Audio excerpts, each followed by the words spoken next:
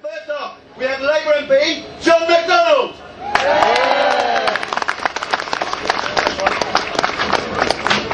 We all know why we're here.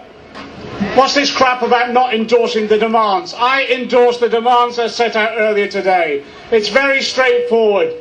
Next week's summit is the most important meeting of world leaders, certainly in our lives, and almost certainly in the history of our planet.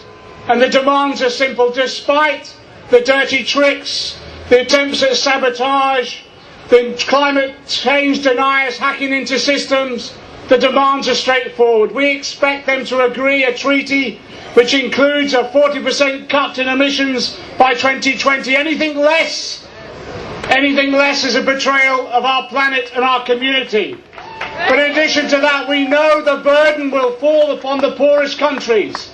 And therefore we expect them to agree a package of hundreds of billions of dollars in support from the wealthy countries to the poorest, to support them in sustaining our planet.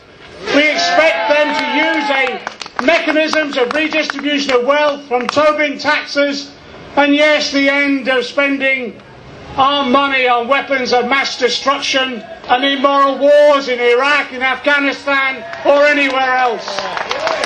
Well, let me say this.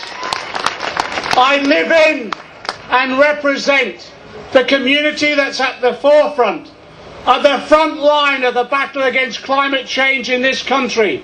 I represent the communities around Heathrow. And there's no use Prime Ministers or Secretaries of State going to Copenhagen and signing treaties and then coming back and promoting a third runway at Heathrow. It's hypocrisy and cant. Because what it means for my community is 10,000 people losing their homes or having their homes rendered unlivable because the air they breathe is poisoned. It means the loss of our schools, our community churches, our Gurdwara. They even wanted to drive a road through our cemetery, so we have to dig up our dead. So I don't want words next week, I want actions to follow them.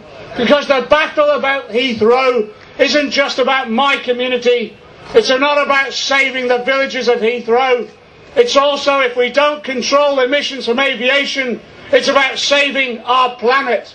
And we can no longer stand by and allow capitalism to plunder our planet for profits. So we demand not just words next week, we demand actions. But let me give you this warning to all those politicians who think they can go there, sign a treaty and do nothing. Let me give them this warning. If politicians fail, the people won't. If politics fail, we will be launching a campaign of direct action to ensure that there's no third runway at Heathrow, to ensure that we end carbon emissions in this country, and to ensure that we protect our planet. If it's not politics, it will be direct action on a scale they've not seen before. Solidarity.